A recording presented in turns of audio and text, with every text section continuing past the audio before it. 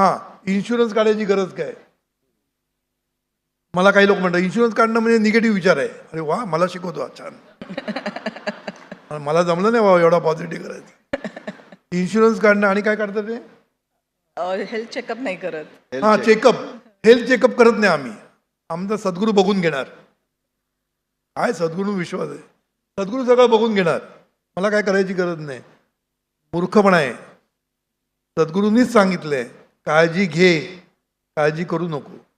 Insurance कशाचं काढायचं असतं? आपल्याला काहीतरी होईल म्हणून नाही. ही एक संस्था आहे ज्यांनी सगळ्या समाजाला उपयोग पडतो. आपला जो प्रीमियम आहे तो लोकांना उपयोगी पडेल.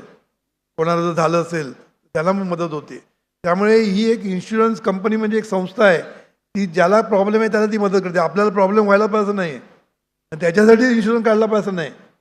तो पण बराच होणार. तुला जर झालं तर तुला त्रास होणार नाही. तुला इन्शुरन्सचा उपयोग पण होईल. पण at the same time he insurance company किती लोकांना मदत करत असते आणि त्या मदतीमध्ये आपला हात जातोय असा विचार कर ना. बरोबर की नाही? माझा हा प्रीमियम लोकांना समाजाला उपयोगी पडणार आहे एवढा मोठा विचार कर. मग तुझ्या रोगाचा विचार करायला कशाला पाहिजे? बरोबर की नाही? आणि हेल्थ चेकअप का करायचं आहे? Early detection is early cure. लक्षात ठेवायचं. जितकं लवकर समजेल तितकं तुम्हाला औषध देणं त्याच्यावर इलाज करणं सोपं असतं. एकदा तुम्ही पुढे गेला की मग मागे येणं खूप कठीण असतं. मग तुम्ही किती हे केलं तरी शेवटी मग ते पर्सेंटेज कमी होत जातं. पहिल्यांदा 100% मी बरा करू शकतो डॉक्टर म्हणतात. नंतर ते पुढे पुढे गेलं की मग 70%, 80%, मग शेवटी 10% आणि शेवटी नाही म्हणतो. डॉक्टरनी नाही म्हटलं की संपतं.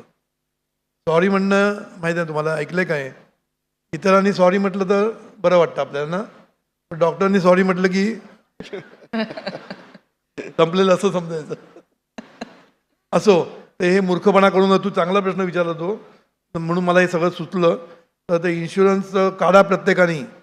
इन्शुरन्सची गरज आहे समाजाला.